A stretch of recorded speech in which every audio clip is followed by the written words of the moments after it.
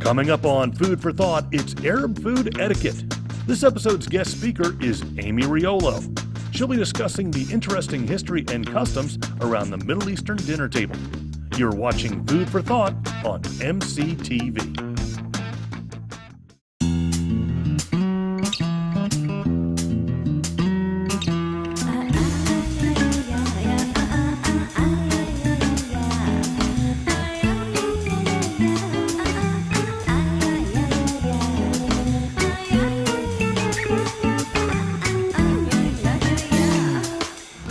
Everybody has to eat, but not everyone knows nutrition. To help solve this crisis, Food for Thought provides some helpful info to show how to eat healthy. Now, we don't promise to return you to your high school playing weight or that you'll be able to squeeze back into a size 8 dress, but we will help you choose healthy meals that are quick and cheap. Each episode is produced with the help of the Hospitality Management Department at Montgomery College and the Marriott Hospitality Center on the Rockville campus. Food for Thought is an MCTV production. You can view this program and many others anytime on our YouTube and podcast sites.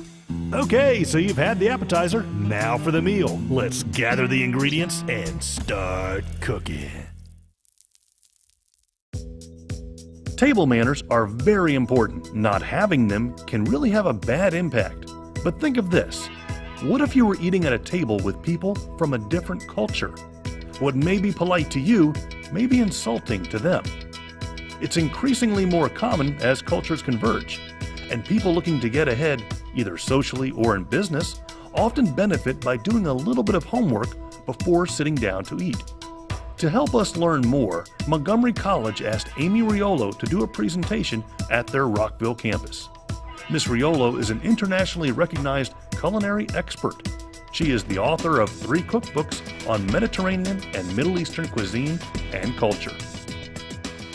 One of my colleagues works at the Wall Street Journal, and she was working on a business piece for people who were traveling to the Middle East and wanted to know how they could act when they were dining with business partners, because for business, obviously, this has a lot of really important implications. So I did a little piece for her, and I started thinking about this then, and then when Joel and Sarah called me, I just kind of brought everything back to me, and so I put it together in a little bit more complete format for you. So I hope that you like it today. We'll do the presentation, and then we'll have a little question and answer session, and then after that we're going to have a meal, and we're going to formulate the meal in a way that will help you to get a little bit of better understanding of and etiquette as well of the culture. Does anybody have any questions before we get started? Okay. So this is the presentation, Communicating Across the Table and Learning about Arab Food Etiquette. Here's the Arab world. It's comprised of about 22 different countries now, and it spans all the way from Western North Africa, all the way over until the Arabian Peninsula. So it's amazing to think that so many countries speak this one language, and yet within them, they're all distinct, diverse, they all have their own dialects and their own customs. But today we're going to talk about some general things that kind of overlap the different geographical borders. Food etiquette is based on a lot of different factors: history, religion, social status, education, personal tastes, superstition, family traditions, and geography all impact what we eat. And you can see here at this photo, this is a nice Middle Eastern spread that's put on in a hotel in Dubai in the United Arab Emirates. There's a famous Arabic saying that the food equals the affection, and it's kind of like the more, the better. They definitely do not prescribe to the less is more. If you want to impress somebody, if you want to show them how much you think of them, you put out as much food as you possibly can. And you worry about the waste later. You just want to make a good impression, and you want to get everything out there. And this has very ancient traditions. It's really important to remember when dining that you always should let your guest insist that you eat. If I were to come to you and offer you a drink, in the Arab world, it's very, very common for you to first tell me no, even if you really want the drink. Then I would have to offer it to you again, and you could still tell me no. Then I offer it to you a 3rd time, and then you can drink. Or if you are really, really polite and you still don't drink, I would set it down next to you and leave. That's the way you're supposed to offer someone food. So it's really interesting if you think of that 3 times. And it's very important because it crosses over, not only in the way we eat and drink, but to other things. If you're coming from a culture like this, where you're used to being offered something 3 times before you can say no, and you all of a sudden get plopped down into Montgomery County, and you go and someone offers you something and you say no thanks, and they take it away, imagine how that would be. And that's not just in food, that's also in other areas of our life as well. You really have to be nudged to take something and to accept something. So new immigrants have to really take it upon themselves to learn to be a little bit more aggressive and a little bit more direct, not only at the table, but when they're dealing with others as well. Eating and drinking with the right hand only. This is something that has been taking place since the 7th century and since the advent of Islam. And that's because traditionally, dating back from the 7th century, people are using the right hand to eat with and the left hand to clean themselves with. So if someone uses their left hand, it's not only because the left hand has a negative connotation like in the Christian church, but also this is the hand that you wash yourself with. So it really makes people squeamish and uncomfortable. So even if you're left-handed and you're going to be a lot in the Arab world and with traditional cultures, I would suggest to really practice using your right hand. I know it's hard. Once I had surgery on my right hand and I had to practice using my left, but after a little while you get it. It's worth the payoff. And always leave extra food on your plate. If you eat all of the food on your plate in the Middle East, it means that your host did not give you enough food. And if they have the food, they'll keep filling up your plate. So you want to make sure when you're taking that you leave a little bit to show that they gave you enough, especially if it's in a community that they don't have enough food. You always want to leave enough so that they don't feel like they were bad hosts or hostesses by eating everything. Some of these traditions date back to Bedouin times, and it's really important to study the Bedouins, even though sometimes in the Arab world people say, well, you know, that's a stereotype that we have about the Bedouins. And in modern world, it is a little bit of a stereotype, but the Bedouins were also responsible for laying the culinary and the etiquette foundations that correspond to dining all around the Arab world. And because the Bedouins were nomads, they traveled around with them, and hospitality was really important to them as they encountered other tribes. If you encountered another tribe and you were rude to them, then obviously, you know, you wouldn't get very far in the world. You had to have an interdependent relationship with other tribes. So Bedouins became known for their hospitality. They would travel around with them, and they would have camels, they would have sheep, which then turned into mutton. And their daily diets revolved around staples like bread and dates. The dates, of course, coming from the oases. They could dry them, travel with them very easily. And then they would milk the mutton or the sheep and also the camels. And the milk that they got from that would be used to make yogurt. It would also be used to make cheese. And that's what people were eating on their daily basis. Yogurt, cheese, milk, dates, things like this. They couldn't afford to eat meat every day because imagine you're traveling in the desert and you've got your animals with you. If you slaughter one and you eat it, first of all, there's no refrigeration, so you've got to have a big group and you've got to eat it all right then.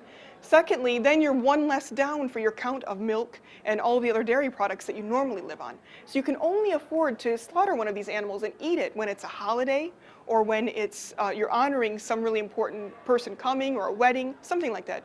So this is when the idea of meat being very important and very ceremonial came to be in the Middle East. It was all the way back in the Bedouins. And this is something that still takes place no matter where you are, whether you're in urban Lebanon or rural Egypt or in the Atlas Mountains in Morocco. If people give you meat, and a lot of meat, it's because they respect you and they honor you and they're welcoming you as their guest. And even though there are many vegetarian delicious dishes, the meat is the symbol of respect and a symbol of hospitality in the Middle East. So these are some Bedouin women, and this is actually in Sinai in Egypt. This is in eastern Egypt in a little town called Nuweiba, which is about halfway up Sinai, the border between Egypt and Israel. And these are some traditional women in their gorgeous outfits that match perfectly the color of the water in that area. And these tribes all speak their own languages, and they have a little bit of their own customs, but generally the idea and the hospitality are the same. Here we have some Bedouins in Jordan. And they're eating a traditional dish called mansaf, which is a dish that's made with lots of yogurt, again coming from the animals, and sometimes a little bit of meat that's shredded into it, and some rice. It's a layered dish, and it's eaten communally. Pretty much everything Bedouin style is eaten communally. And even as we go into modern times in the Middle East and in the Arab world, it's very, very unlikely that you find people eating alone. And when they eat alone, they feel bad. They will go through all kinds of things, whether they're, you know, an executive or a student or whatever. They go to great lengths to be able to enjoy their meals with their families still. Here is a picture. We can see some embroidery, and this is the women sitting and making the mansaf together. Just like in the Native American tradition, there's a tradition of embroidery and telling history through embroidery. There is also this in the Palestinian tradition. So we can see a lot of historical things coming through in this type of embroidery.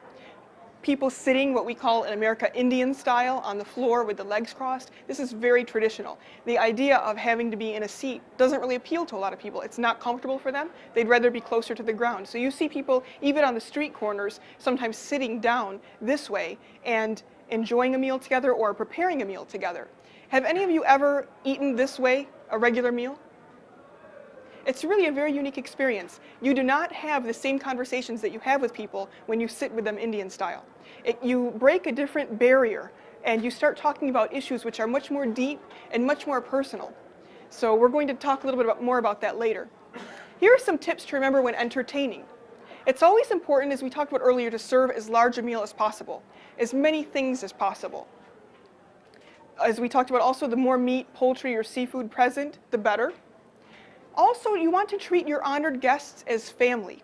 In the West, a lot of times when we have an honored guest, we think of treating them like royalty. We break out the fine china, we get the best table setting we can do, we get the most expensive meals that we can make. We really kind of treat people with a little bit of a standoffish attitude, and this makes them feel more special, makes them feel more honored. In the Arab world, it's the opposite.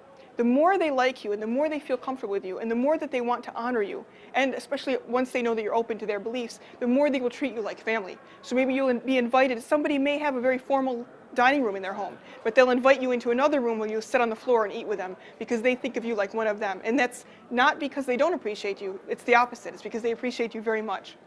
Now, if you're sitting on the floor or even on the table in a traditional Arab setting, you're going to have everything within reach of people because it's considered rude to pass and it's considered rude to have to reach over somebody. So if, say you're having your main dishes, if it's a very long table, you might have 2 or 3 different plates of the main dish so that it's within reach of everybody. You'll have 2 or 3 different salads at the table so that it's within reach of everybody. And the same thing with everybody else. So nobody has to worry about serving or passing the plates or anything being out of reach. That's very, very typical. It's also very typical to make points, to make it a point to make food that everybody likes, because it's considered rude to have a food that not everybody can eat. So nowadays we have a lot of dietary restrictions and it's really hard. Everyone's on a diet or they're allergic to something or they can't have something.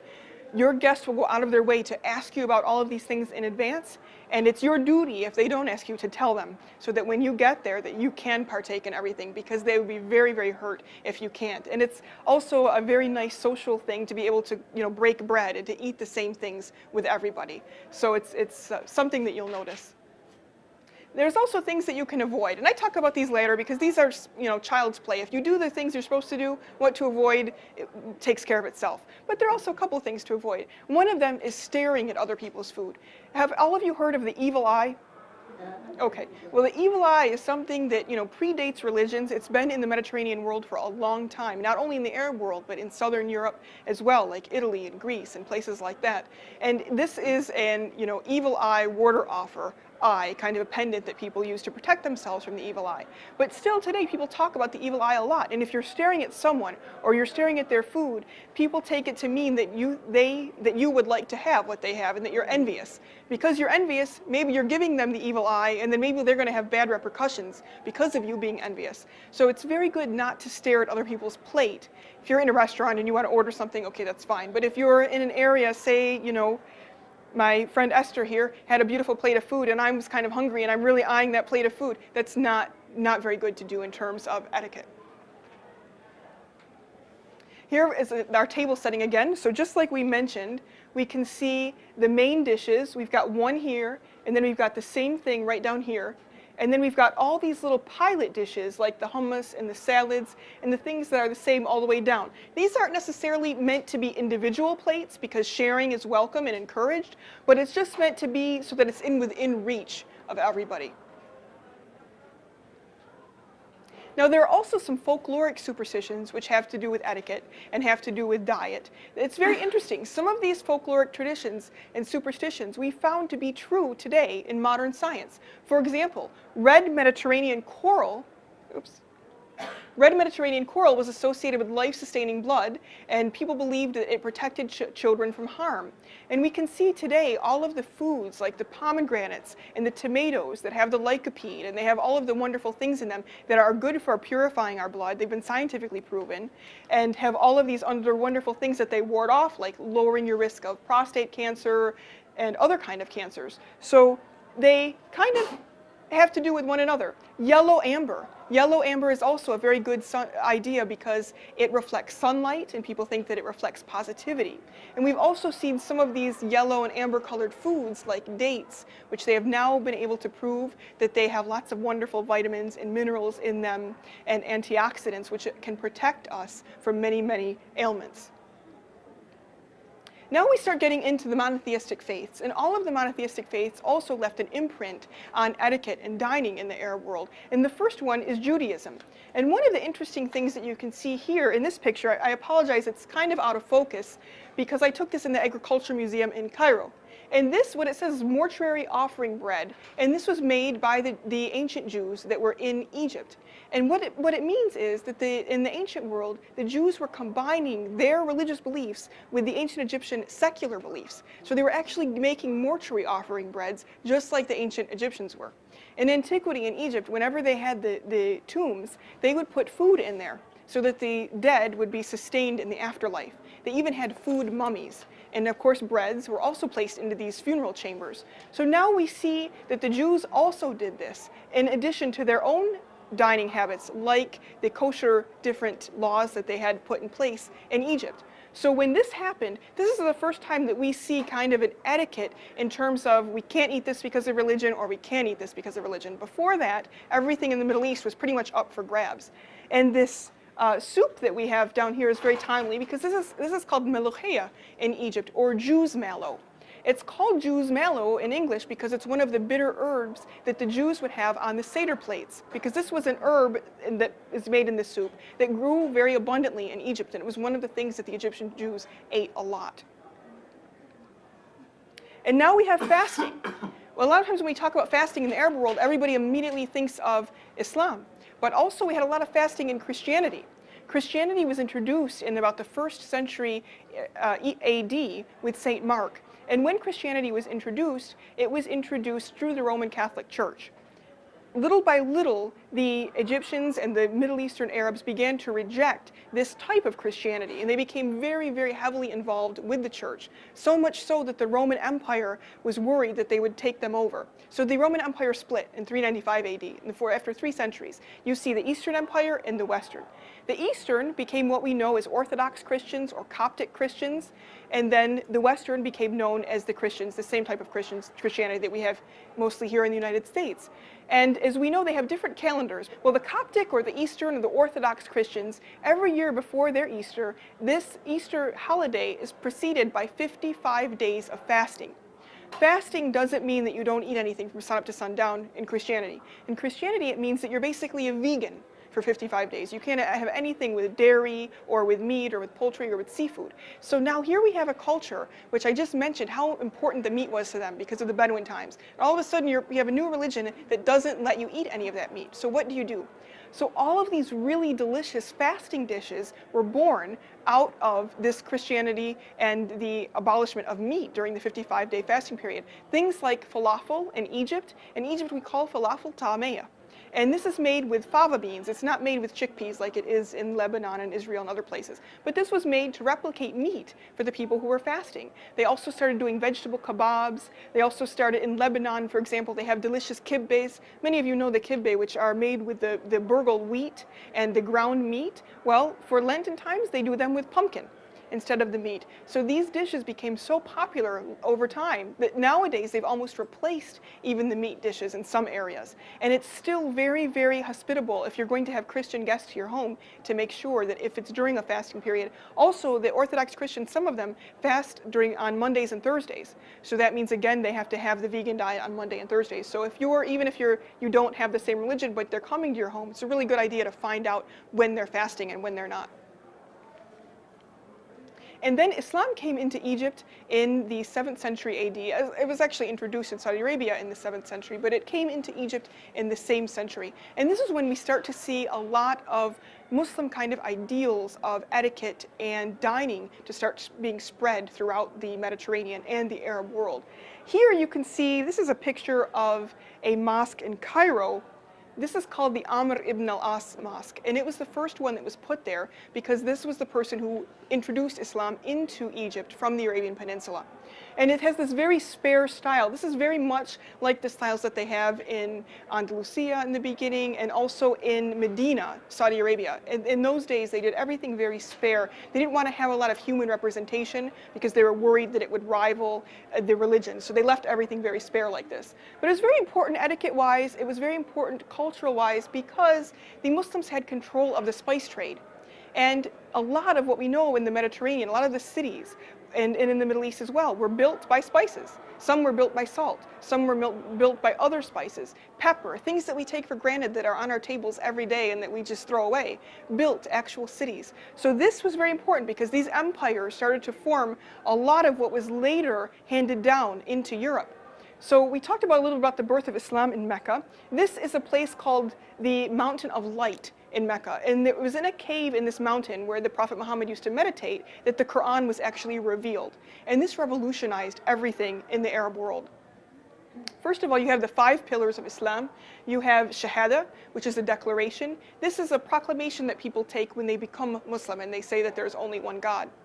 The second one is the daily salat, or the prayer. There are 5 daily prayers in Islam that people perform who are practicing their religion. This is very important, and we'll talk about all of these individually later. The Sum, or the fasting, charity, and the pilgrimage to Mecca. And these are all people making the pilgrimage in the lower level. This is the Kaaba right here in the main mosque in Mecca.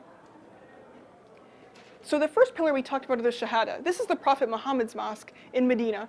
And if you look inside of it, it looks very, very similar to the one that we saw in Cairo. And the reason for that is because this is early Islamic style. It's very spare, very, very old Arabian. And it was built here. And this, like I said, revolutionized everything because all of a sudden now in the Arab world, in the Arabian Peninsula, they didn't have Christianity. So this is the first time when they're getting people coming in and saying, okay, you know, you can't eat pork, you can't have alcohol. These kind of laws are being handed down. And the second pillar, or the salat, or the prayer, people are now all of a sudden required to pray 5 times a day. So if you're required to pray 5 times a day, this sets up a particular schedule in your daily life. Remember, this is before clocks. It's before our modern day classes that lasted 40 minutes. Things were very different back then. So to all of a sudden have this regimen every day, this helped to unify meal times. And people would eat breakfast, for example, after the dawn prayer. They would eat lunch after the noon prayer. They would eat dinner after the evening prayer. So things started becoming more and more uniform in the Arab world. Then we have the fasting. Now fasting in Islam happens 1 time a year during the main month, happens 1 time a year during the month of Ramadan. And this is when people fast from sun up to sundown. During this time, I get a lot of questions revolving around etiquette in Ramadan because a lot of people want to go to countries in Ramadan and people tell them, no, no, don't go, you can't eat, they'll get mad at you, they'll put you in jail. It's not true. You can go, you can be in an urban area, you can eat what you want. Even if you're in a rural area and you explain to people that you're not Muslim, they will offer you food and let you eat, and food is available everywhere. But people who are practicing their religion fast from sun up to sundown, which means nothing can pass your throat. So no water, no gum, no smoking, no anything, literally from sun up until sundown. You have a big meal before this day starts, and you have a big meal when the sun comes down. And this has to have all of the nutrients to kind of sustain you. But it's a very wonderful time if you ever have the chance to travel at this time, because it's like if you come here during Christmas and everything is lit up with lights and everyone's having a great time and visiting their family and the world slows down. It's that kind of a pace. So it's great to go and visit if you can. Here are some people breaking their fasts, and you have these people here on the floor sitting and breaking them, and you have the people here at a modern kind of a fast food takeout kind of a place. Apricot juice is almost always present, and that's one of the first things that people drink when they break their fast. They first break it with a date, some water. This is in the prophetic tradition, and then little after that you'll see apricot juice. Why apricot juice? I always just thought, this is great, I love apricot juice, and who cares? But there's actually scientific reason. This is an ancient Arabian remedy for dehydration, a mixture of apricot paste and water. Nowadays, they've proven it to be scientifically true, and everyone just happens to have it during Ramadan, so it works, and it's very delicious. And I talked a little bit about dates. Dates and dining etiquette in the Middle East are very, they're related to one another. This is a book called the 100 Hadith. Hadith are the recorded sayings and actions of the Prophet Muhammad. And in the Muslim faith, they're very important. A lot of the modern Middle Eastern dining trends in the Arab world and in the Muslim world have to do with what was in these Hadith, because there are volumes on just eating. And one of the things that are really promoted to eat are dates. Dates are given as a gift. In the ancient times, they were used to settle debts. They were also used to make mortar in building buildings. Up until the 19th century in Jeddah, Saudi Arabia, they actually used a date paste as a mortar when they made the stone buildings. And you can see all of the things that dates have been proven, at least in the Arab world, to cure. They treat heart disease, anemia, allergies, constipation, dizziness, heartburn, acid reflux, halting cancer, and excessive bleeding during pregnancy. So they're used a lot. You'll see them a lot. And if people give you dates, it's quite a significant gift, more than just you would get from here. Now we talk about zakat, which means charity. Charity is very important in Arab etiquette, also in the food world, because instead of giving charity that something that you don't want, or that's inexpensive, or that easily can stretch and feed a lot of people, you're encouraged to give charity of what you would want the most. And what is that? Meat. So people often give meat and have animals slaughtered to give as charity. That's very common in the Muslim world and in the Arab world. There's a holiday that comes after Ramadan called the Eid al-Fitr, or the holiday of the fast breaking. And this is a 3-day holiday that comes after the month of Ramadan. People break their fasts. And in Egypt, they make these delicious little cookies, which are called the Eid Kak. But there is a special kind of charity given during this holiday called the Zakat al-Fitr. And this is a special charity that if you give this charity, then your month of Ramadan and your fasting and your good deeds are accepted by God. That's the belief. So in the 10th century, the caliphs used to make these cookies, and they would stuff them with gold coins in the palace kitchens, and they would distribute these to the poor. So it's very interesting, because they would give them a delicious treat, but they would also give them something which they could use, which was money.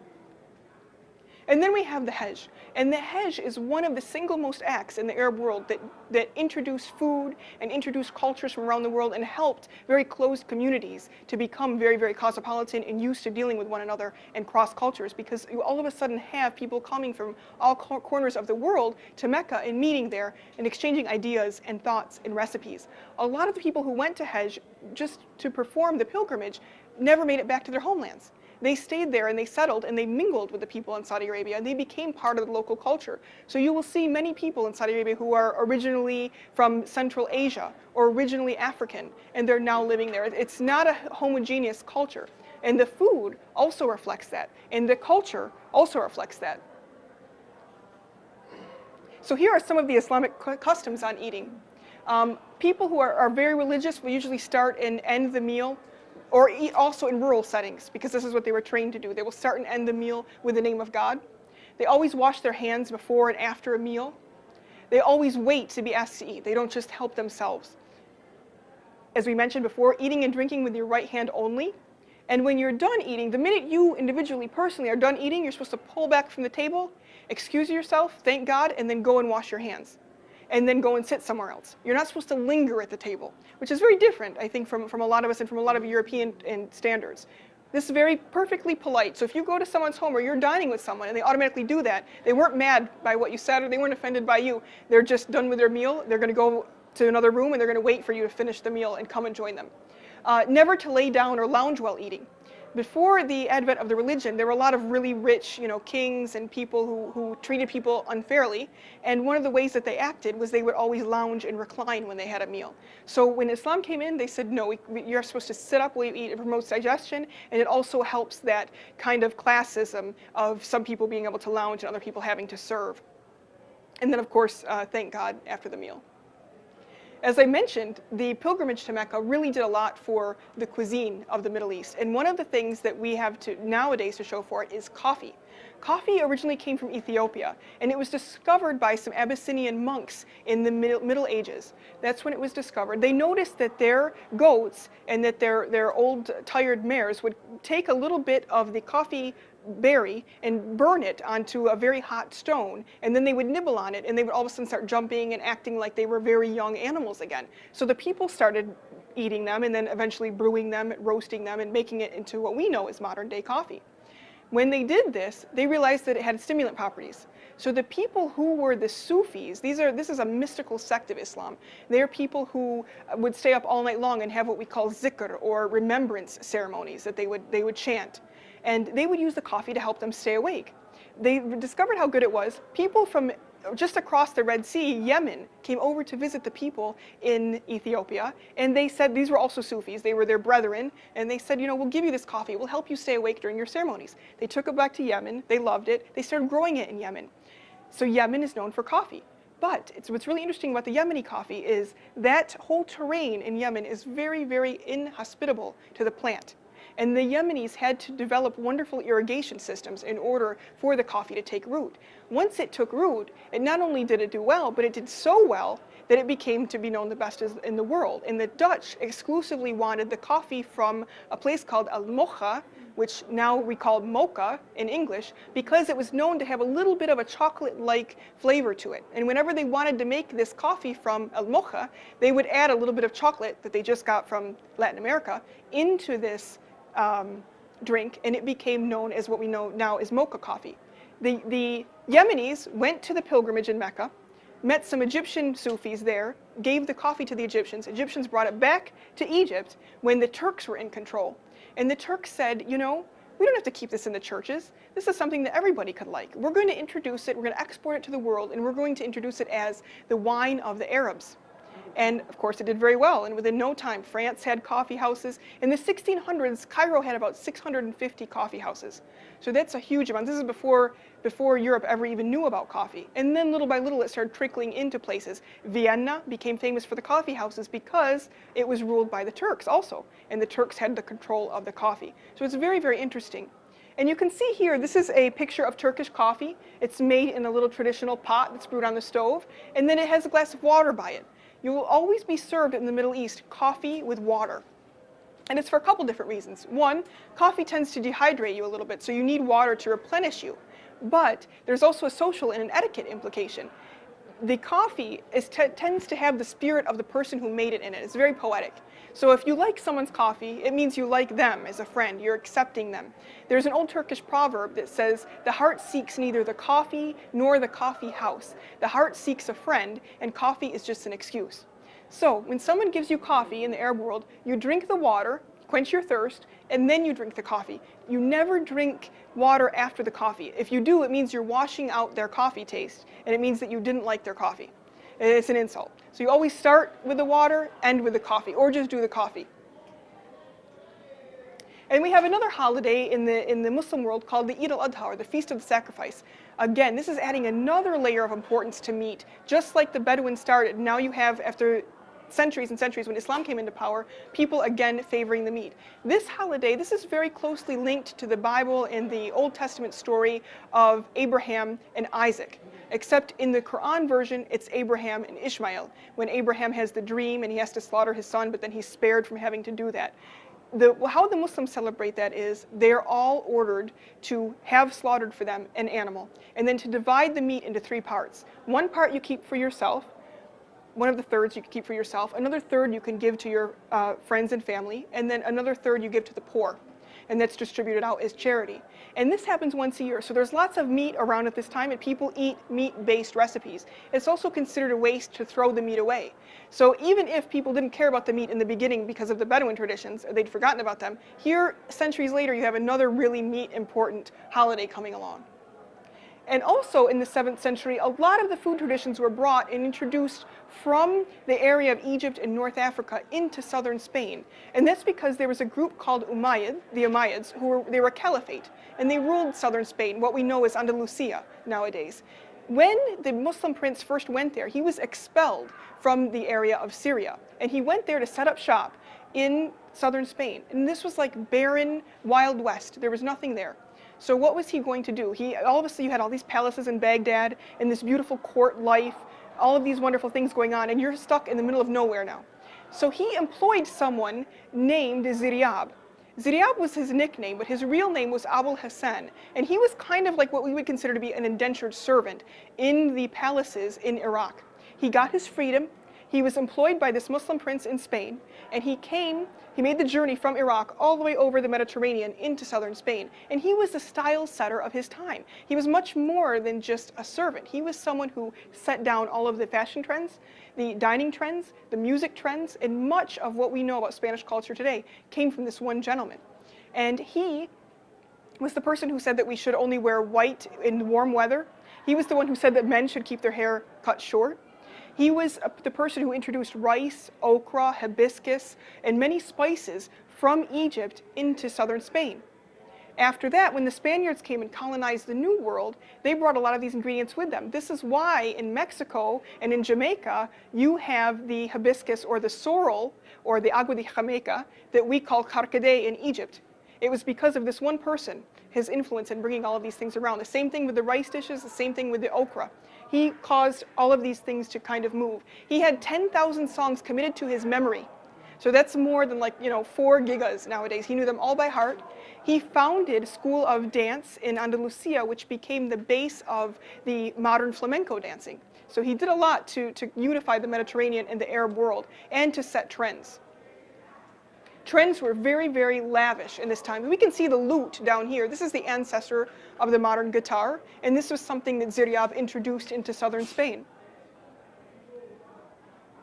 Now, the North African countries all have this idea of the hand, and it crosses religions. You can see it in pre-religious cultures, you can see it in Judaism, in Christianity, and Islam. Everyone has the symbol of the hand. Jews call it the hand of God, the Muslims call it the hand of Fatima.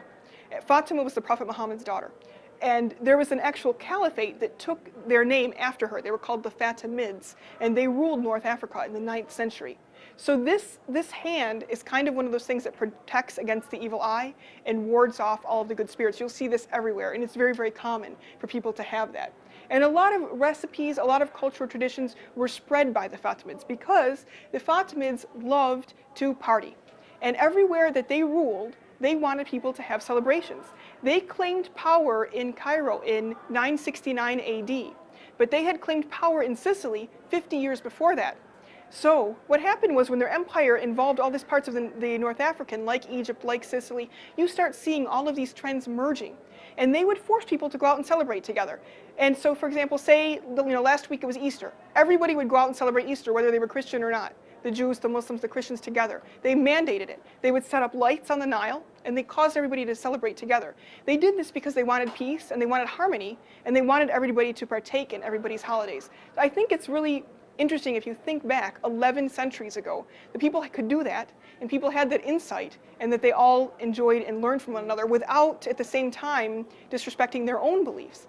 It's really very, very amazing. But the Fatimids, because they did this, a lot of these ideas of festival foods that we have around the Mediterranean are the same. If you go into an import store, Italian import, Spanish import, Greek, during Christmas time, you're going to see lots of nougats, lots of sesame candies, lots of things like this. These were all from the Fatimid times, and these were all spread to the different countries. Everybody thinks theirs is the best. Everyone thinks that their feast has the only one, but they don't. They all have them for the same reason, and it's all because of the Fatimids. Now, in the 12th century, we start seeing what's called the golden era of Islam. And this is when we see really, really ornate Muslim dishes and palace cuisine that is rivaled to nothing else we've ever seen before. This is an Abbasid coin. The Abbasid Caliphate was based in Iraq. And we see this coin being found up in Sweden. This is actually from a museum in Stockholm. So we know that there was trading going on between the people in the Middle East and the Arabian Peninsula and Sweden because of these coins that we find. That's why you have ingredients like cardamom, which are heavily used in India and in the Arabian Peninsula. All of a sudden you see them in Swedish desserts. That's because of this influence. And we can see all of these spices here. This is a Nubian spice market in Egypt. Now, these are two really interesting people, Al-Kindi and Avicenna. Avicenna was the father of modern medicine. He was a product of the Abbasid Caliphate in Iraq.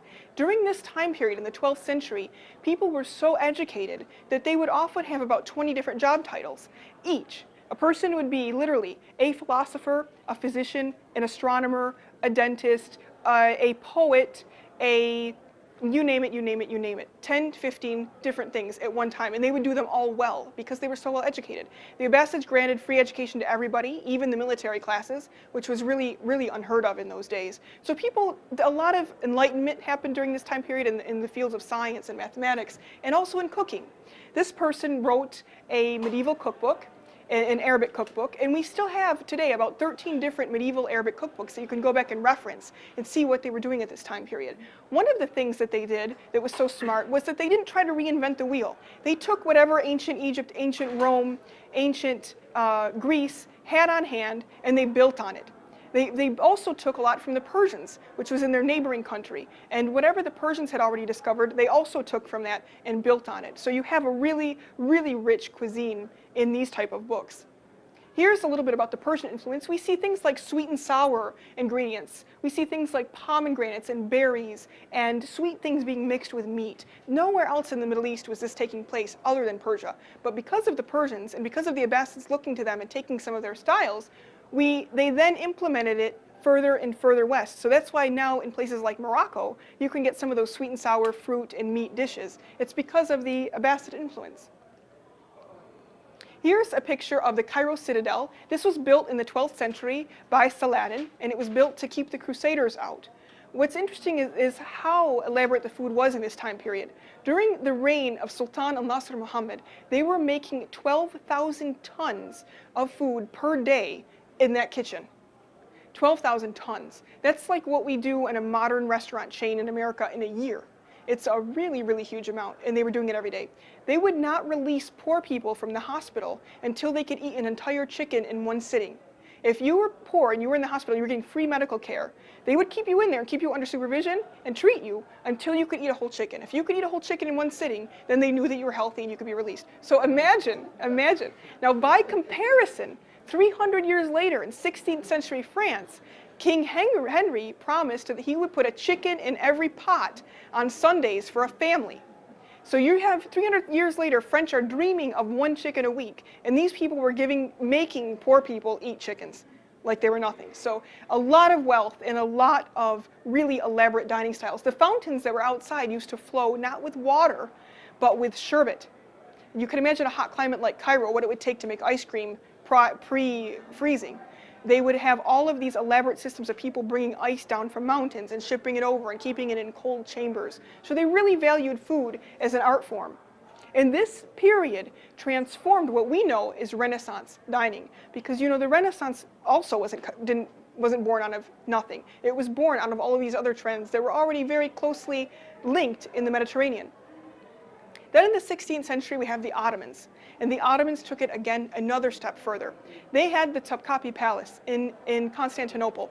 This palace used to hire 1,300 cooks per day. Every day they had 1,300 cooks working in that one palace kitchen. Each of those 1,300 cooks had 100 understudies. And each of those cooks and their 100 understudies, or sous chefs as we now call them, could only make one dish in their whole life. So if I was working there, and say I was in charge of grape leaves, me and all of my 100 sous chefs would be making grape leaves for our whole life. And that's really good because what it did, although it was not very fortunate for them, but pre-computers, it helped them to pass down their recipes to the further generations. And that's how we know now what's Turkish and what isn't. And there were no limits to what the palaces had control of. They had sugar and spices and things that were very rarely used by commoners. So this set the standards of dining and it set the standards of royalty to be very, very high. And again, little by little, the Europeans started inventing this as well. We also see with the Turks, they had very poetic ways of calling things. They would call, for example, a dessert ladies' navels or ladies' hips or something like this. This became very popular in Italy, and you can see in Venice, which was a sister city of Constantinople, they have some of the very similar names for very similar recipes, and this is because of this Turkish influence. Now we have Arabian tea, and Arabian tea came much later than coffee because people drink tea a lot in the Middle East, especially in North Africa. A lot of people think that it was there since the beginning of time, but it wasn't. It was traded with China, and many of the countries didn't have it until even the 19th century. So it's relatively new in the Arab world in terms of flavors and in terms of customs, but it's very, very important.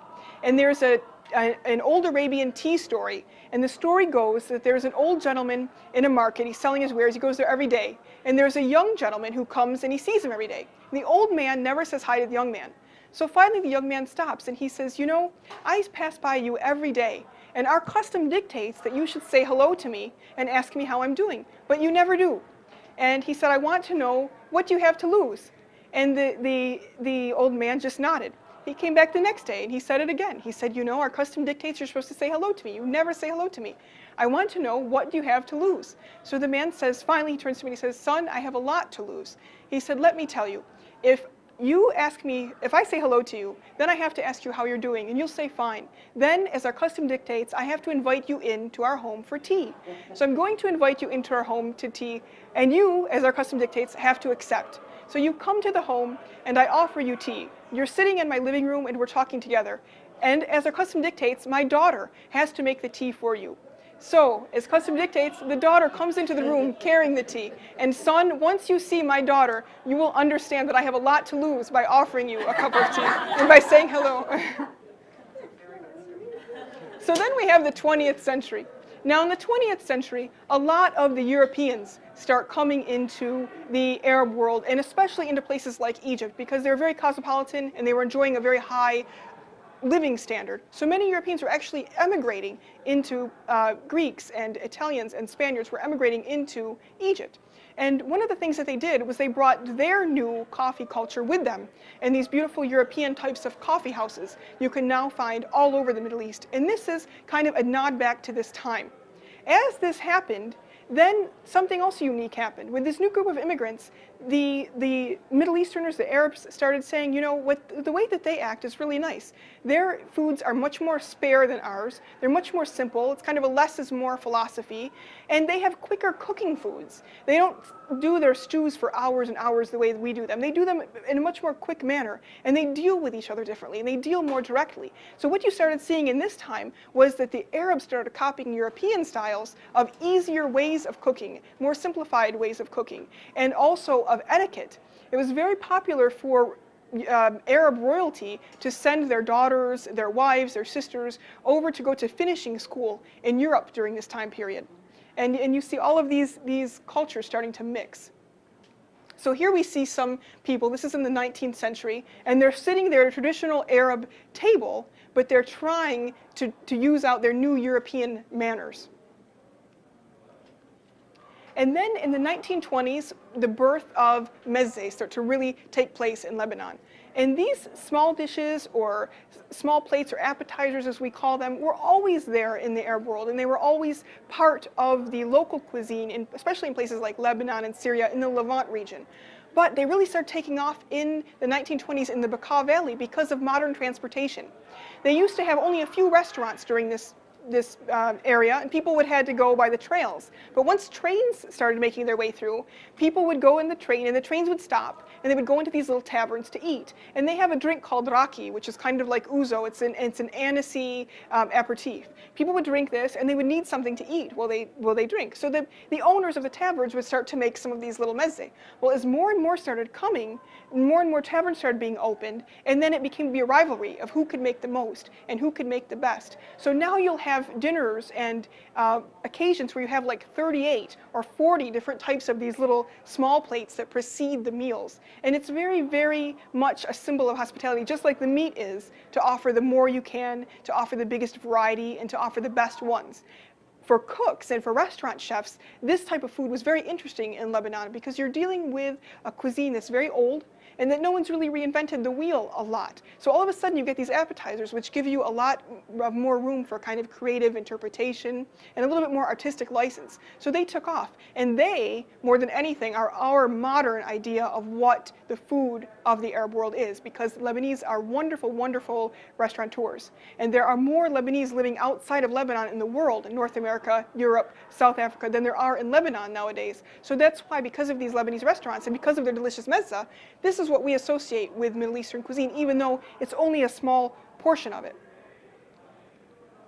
So here's some different dining styles in Saudi Arabia, and you can see this is a living room. And one of the things that's very typical, people will have a Western style dining room with a table and things like that, but when you're really, really welcome, they'll usher you into a room like this, and they'll, remember, nobody wears shoes in the house anyway, so the floors aren't dirty. So then they'll take away the tables, and they'll put down a tablecloth, very elaborate tablecloth, just like you would an elaborate table setting, and everyone will sit down and eat this way. And this is a less formal one, where you see people, they're using a plastic tablecloth. And here's some more different dining styles. You can see people just enjoying street food together, and then kind of a restaurant with this very open patio type of elegant feeling. And here are some of my cookbooks. This one that I wrote, this is on the Arabian Peninsula. This has Saudi Arabia, Oman, Kuwait, Qatar, Bahrain, Yemen, UAE, all of those countries and their culture and their customs are covered in this book. And then I have this one, Nile-style Egyptian cuisine and culture.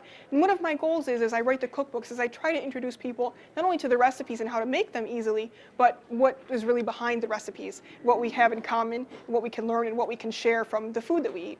And this is my newest one that just came out, the Mediterranean Diabetes Cookbook. Do we have any questions? Unless you're in a restaurant, it would be very, very rude to ask, period, is rude.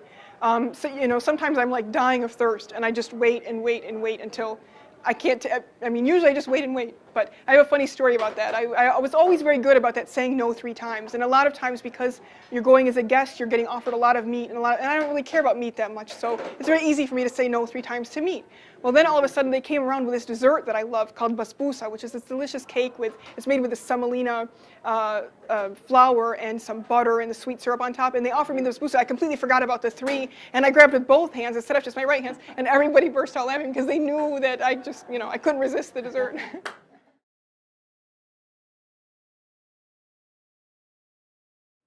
The symbol, usually people, they kind of do this thing and they put their napkin down and they say thank God, and then they leave, and you know, like, they're done.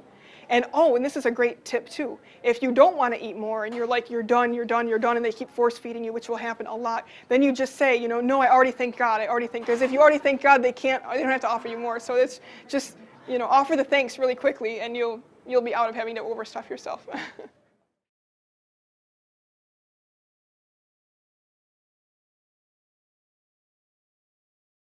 The only place that it's a real rule in the Arab world that you have to keep yourself covered is when you're going in mosques. You always want to cover your head, cover everything when you're going in a mosque. Or if you're in a religious area in Saudi Arabia. But if you're a foreigner, you wouldn't be there anyway, so it would be okay. So you'll be fine. You do not have to. But I would say with that, dress more respectively. Everyone says that, so people run around in, like, you know, sports tops and little short shorts. And I would use your better income. If everyone else is covered up, just try to be a little more loose, a little bit more covered than you would here, and people will give you less of a hassle.